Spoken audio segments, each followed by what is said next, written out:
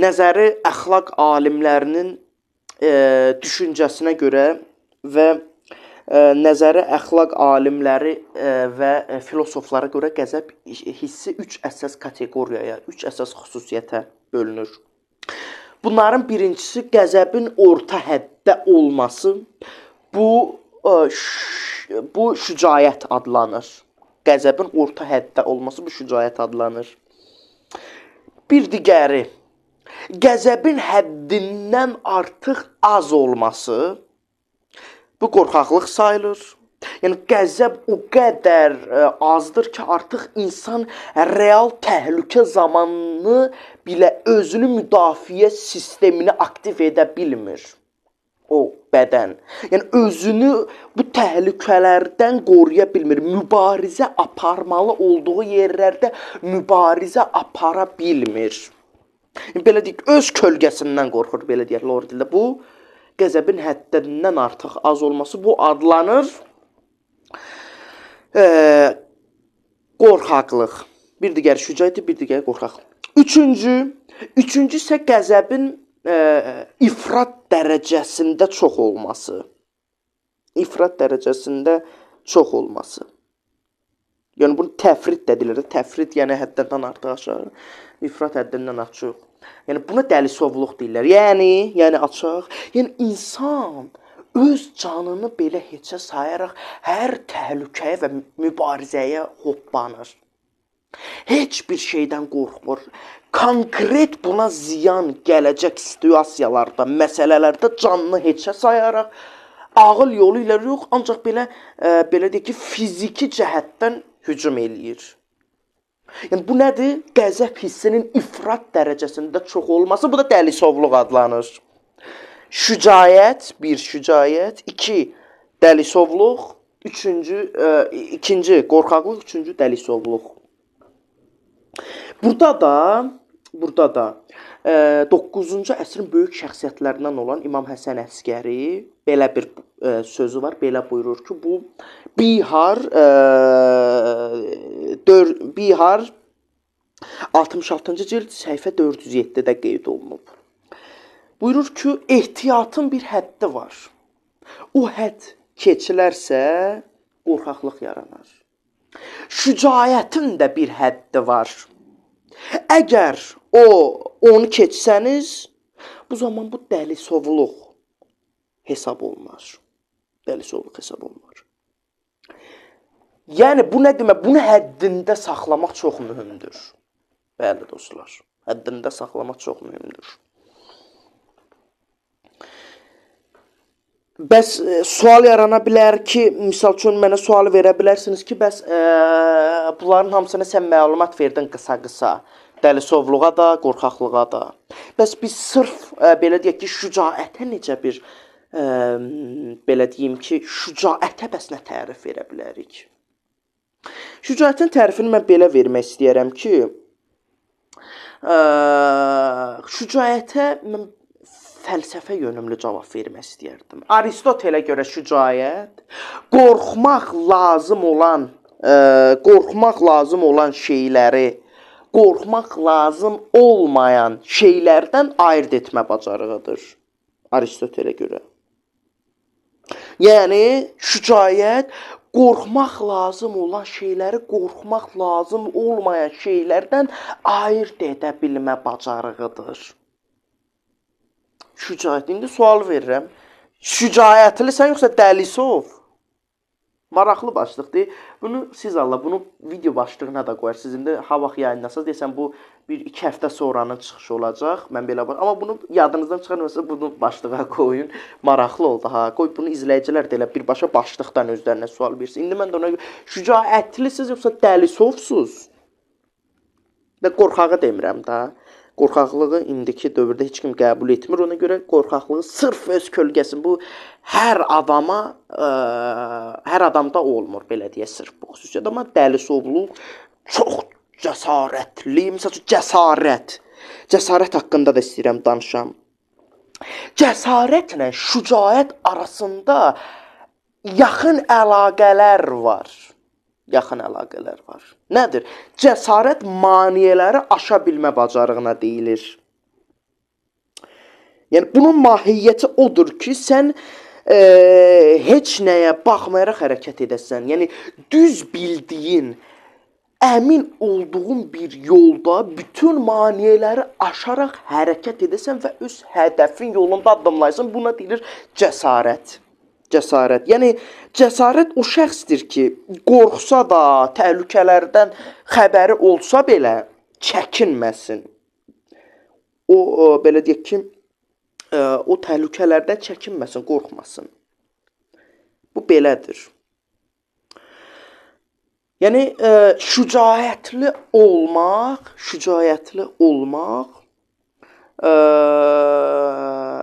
ən üstün xüsusiyyətdir bir növ. Şücaətli olmaq lazımdır. Bu bir növ deskriptiv bir düşüncədir, deskriptiv. Nə deməkdir deskriptiv? Yəni deskriptiv belə mən bunu izah edə bilərəm ki, yəni deskriptiv bir şeyi olduğu kimi təsvir etmək, yəni reallıq. Reallıq nədir onu deyirəm. Yəni ən üstün emosiya bunların içində şücaətdir. Bu deskriptiv bir cümlədir, dəyərli dostlar, deskriptiv bir cümlədir. Amma biri də var ki, bunun bir digəri əksi normativ cümlə. Normativ. Misal üçün mən deyirəm ki, insan dəlisov olmamalıdır. Malı məli şəkilçisini gördünüzmü? Olmamalıdır. Bu artıq normativ cümlədir. Bu normativ cümlədir. Yəni belə deyək ki, misal üçün bunu belə də aydınlaşdıra bilərik ki, yəni düşüncə tərzinə uyğun olaraq belə deyə bilərəm ki, deskriptivlə normativin fərqi oradadır ki, normativ düşüncə daha çox əxlaq ustadlarına xas olan bir xüsusiyyət, yəni yol göstərmək kimi.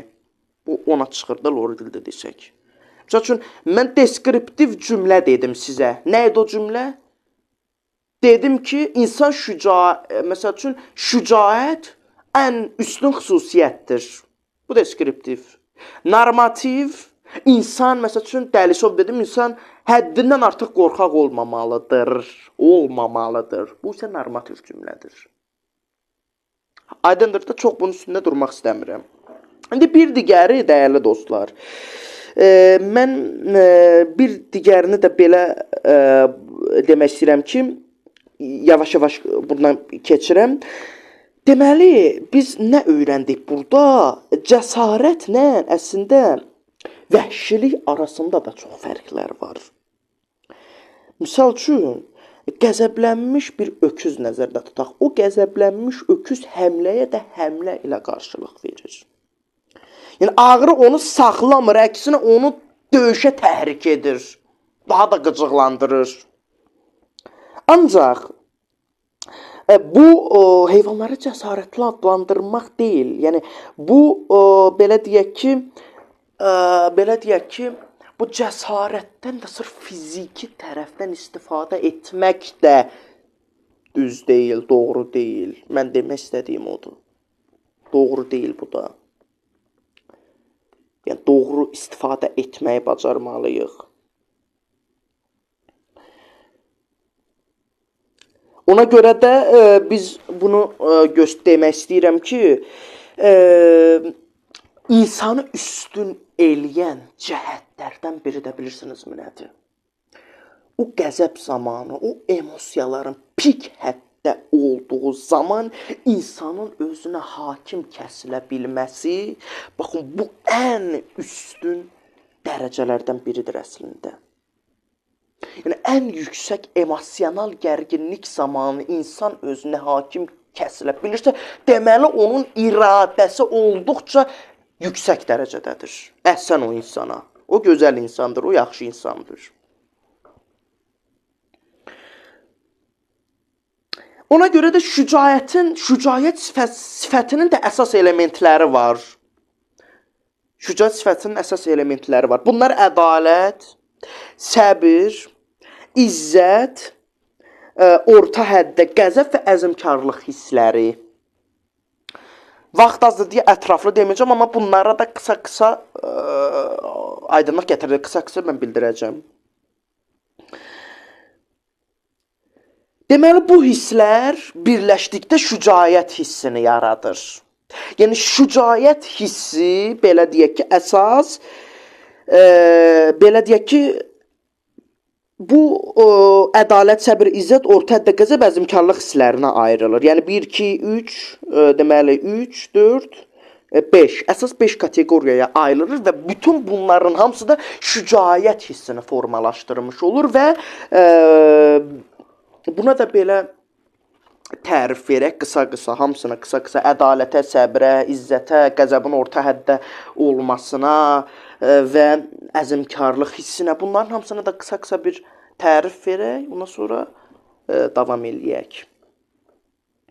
Deməli, ədalət olmasa, insan öz fəaliyyətinə zülm edər və orta həddən çıxmış olar.